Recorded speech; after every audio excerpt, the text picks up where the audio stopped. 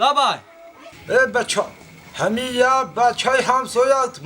آدمار کو خونی جگر کده بچه میدونی ای دستی او رو یگان جاده یگان ملقی همسایه ماندگی نیست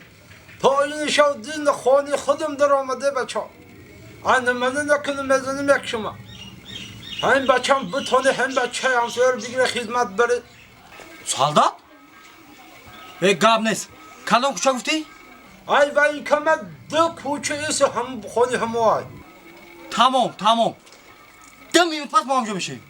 ها لیکن با نگوی بچم که مسافتی با خیلی گفته ها بچم مایدش خب ساماندار پلان بودا کردی تو مرا گوش کن گوش کردیسم نه مرا زنگ زدن یک سالتی تایورای میگن گیجو داب دای دو کوچه پایون بوده مرا گوش کن میگه که یک صغیره یمی بهودگرد همسایه را غم میده گودکا را میزده مرغای همسایه را میدزیده سعادتی تیار بودای اوخی مرا گوش کن برای یک مرغ برم محکمش کنن سودش کنن ای بای او دا برای خدمت وطن مادر مثل ما خدمت کنن بهتر نیست بهترین ای مرا گوش کن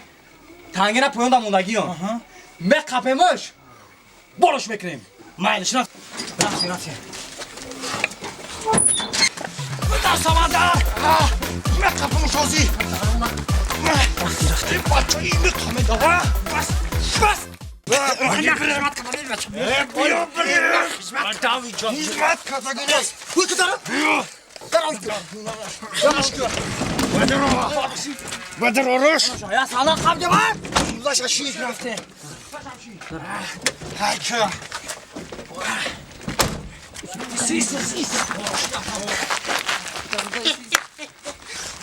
بچه سالدات گیره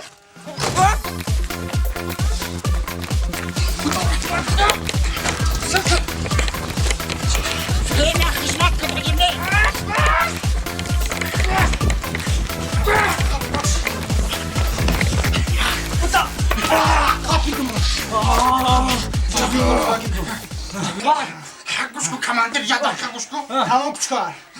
همین من خدمت کدگی میبرم در خدمت کدگی خدمت کردگی هم؟ خدمت سک خدمت دو سال دستور؟ مرا گوش کن همین تو یک سوالت میتم جواب ته بعد پشتت کنه دور بره مایلی همین او که زبانی ما چیه؟ اکنون دو سال خدمت کردن زبان شما رو نمیدونم خواهد چیه بگو؟ زبان شما کماندی